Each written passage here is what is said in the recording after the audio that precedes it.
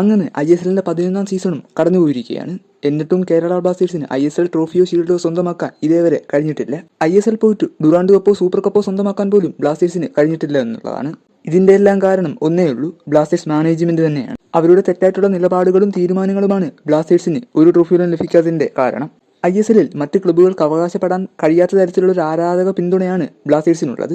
അതുകൊണ്ട് തന്നെയാണ് ബ്ലാസ്റ്റേഴ്സ് ലോക പ്രശസ്തമായത്. ബ്ലാസ്റ്റേഴ്സിന്റെ നേട്ടമായിട്ട് ഈ ഒരു കാര്യം മാത്രമാണ് സത്യമായിട്ടുള്ളത്. ബ്ലാസ്റ്റേഴ്സ് ആരാധകർ അവർക്ക് കഴിയുന്നതിനപ്പുറം ബ്ലാസ്റ്റേഴ്സിന്റെ മോശം സമയത്തും ബ്ലാസ്റ്റേഴ്സിനെ സപ്പോർട്ട് ചെയ്തിട്ടുണ്ട്. എന്നിട്ടും അവർക്കൊരു കിരീടം പോലും നേടിക്കൊടുക്കാൻ ബ്ലാസ്റ്റേഴ്സ് മാനേജ്മെന്റിന് ഇതുവരെ സാധിച്ചിട്ടില്ല എന്നുള്ളതാണ്.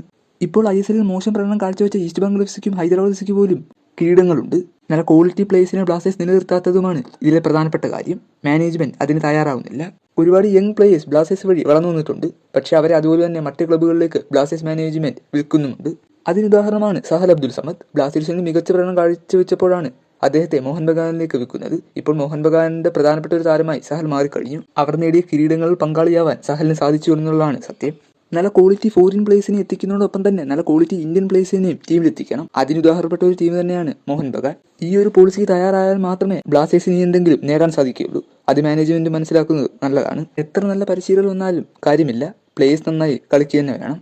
അവരെല്ലാം ഒരേ മെന്റാലിറ്റിയോടെ കളിച്ചാൽ മാത്രമേ കിരീടങ്ങൾ നേടാൻ സാധിക്കുകയുള്ളൂ. അതിൽ ബ്ലാസ്റ്റേഴ്സ് ബലിയാടാക്കുന്നത് പരിശീലകരെ തന്നെയാണ്. എന്തായാലും ഈ ഒരു സൂപ്പർ കപ്പ് ശേഷം ബ്ലാസ്റ്റേഴ്സ് ടീമിൽ ഒരുപാട് അഴിച്ചുപണി ഉണ്ടാകുന്ന കാര്യത്തിൽ യാതൊരു സംശയവുമില്ല. എന്നാൽ അടുത്ത സീസണെങ്കിലും ബ്ലാസ്റ്റേഴ്സ് നല്ലൊരു ക്വാളിറ്റി സ്ക്വാഡിനെ ഉണ്ടാക്കിയെടുക്കാൻ സാധിക്കട്ടെ എന്ന് പ്രതീക്ഷിക്കാം.